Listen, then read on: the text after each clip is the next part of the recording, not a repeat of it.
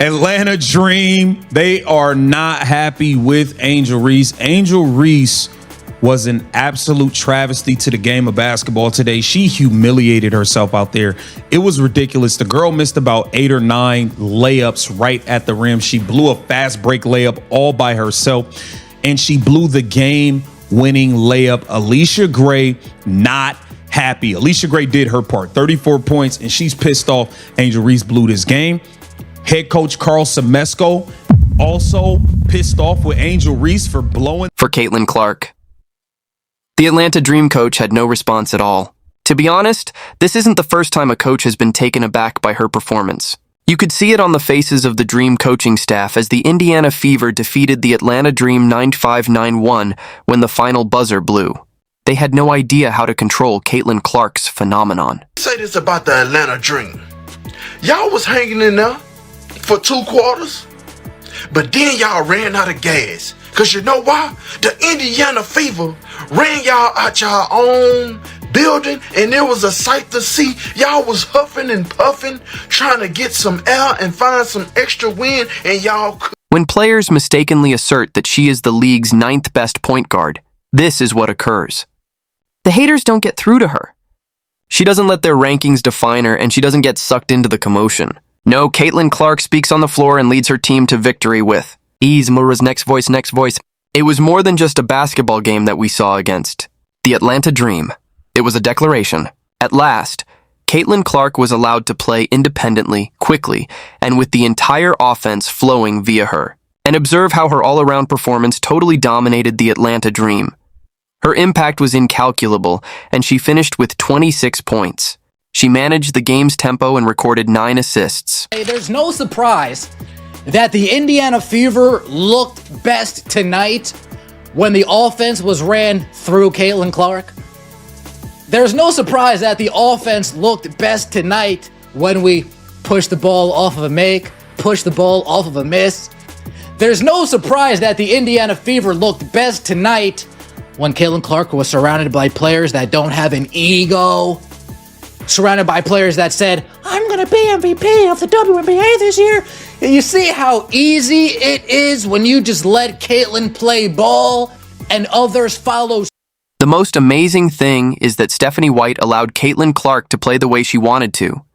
Assertive, quick-witted, and allowing everything to pass through her. She made a big impression that evening without even needing to make all of her three-pointers. The ideal coach had planned for every scenario, but he was unprepared for an unbridled Caitlin Clark going all out. Caitlin Clark, the only player in WNBA history to average 26 and 9 assists over a 10-game span.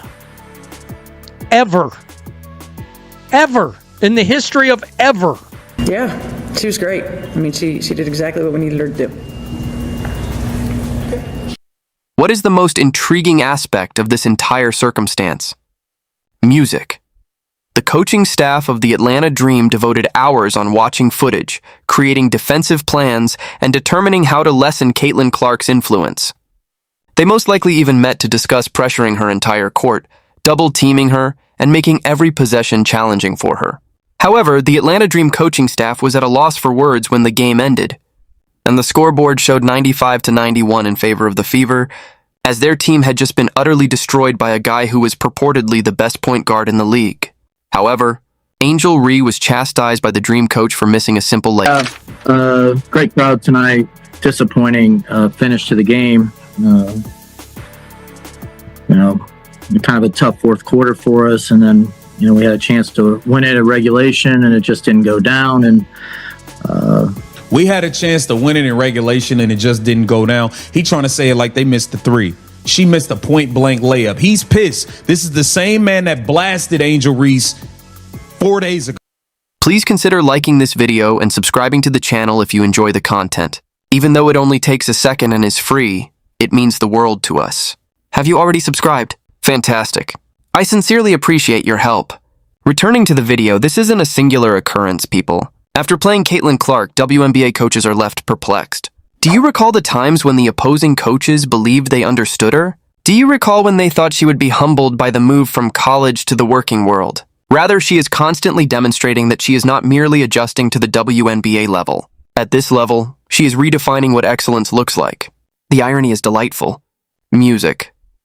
She was named the 9th best guard in the league by the same coaches that expressly adjust their defensive philosophy and game plan to stop her while she's on the court. They protect her as if she were Michael Jordan in his prime. Every opportunity they have, they minimize her influence and enjoy attempting to harm her. However, they are the ones that appear dumb when the games are most important and the lights are at their bright. Angel after she missed that shot. Yeah, what was your message to Angel after she smoked the layup and smoked the game? We just had to move on to the next play. I mean, we did what we didn't run there was supposed to be one screen in there, and we kind of forgot the screen. But then Rye, took the shot, and we told those two to, really crash the boards and give us a second chance. They both did exactly what we asked for them. And then we got two looks, right at the end of the game that... In opposition to the Atlanta Dream, we witnessed a unique development. Stephanie White finally acknowledged what Iowa supporters had always known. When Caitlin Clark is given the freedom to control the game's tempo and flow, she is at her most dangerous. We've seen White attempt to squeeze Clark into a system that wasn't made for her special skill set for far too long this season. When Clark is forced to stand in the corner while other players bring the ball up court, we can sense the frustration on her face. However, everything shifted in opposition to the Atlantic Dream. At last, White realized that trying to restrain Clark's inclinations was akin to trying to contain a hurricane. Music, you don't make a generational talent fit your system when they are on your roster. Your system is constructed around them. And we saw Atlanta Dream were able to really neutralize Caitlin Clark in the first half. And I know Caitlin Clark had 5 first half assists, but they were able to neutralize Caitlin Clark's impact on the game in that first half. And in the second half, regardless of the box score numbers, how Caitlin completely took over. So the big way they were able to neutralize Caitlin Clark, and I think it was almost an issue with Stephanie White as much as anything, is they were... With the dexterity of a skilled conductor, Clark directed the Fever's offense as the Dream coach stood by helplessly. She was making defensive changes that left Atlanta struggling to keep up, finding passing lanes that didn't exist and creating opportunities for teammates. She was still in complete control of the game even when her shots weren't coming from outside the arc. The way Clark inspired her teammates made this performance even more outstanding. The detractors never want to admit this. Her capacity to improve... But you saw Clark sort of gaining her rhythm as the game went along, sort of returning to her form as the game went along, finding that pep in her step as the game went along, even though the shooting numbers were tour dates again, and she's got to find that shooting stroke at some point. Look, it can't go on all year, but you understand where some of those struggles come from when you deal with a quad injury and then a groin injury, and you're thrust back into the lineup and you're trying to find your way. But I do think it was the way that Clark found her way to the basket that was the difference in this game, really. That was what changed the dynamics of this. The entire Fever team becomes more dangerous when Clark plays her brand of basketball and is given the freedom to accelerate and create in transition. Kelsey Mitchell's appearance improves. Role players like Sophie Cunningham are left wide open for three-pointers when Aaliyah Boston plays in the post. This version of Caitlin Clark is unstoppable, so the Dream coach has no way to stop her. She goes from being a very good player to a transcendent one when she plays confidently, controls the tempo, and is given the opportunity to be the floor general that made her famous at Iowa. An inconsistent ride for Indiana, and for Clark as well, who's had to fight through a lot of injuries. But I think the encouraging thing from Cece was the fight that she showed on the floor. Clearly, she's not quite at 100%, still working her way back, hasn't found her three ball yet, but what she did was attack. She used the physicality against the defenders by putting her head down and going to the basket.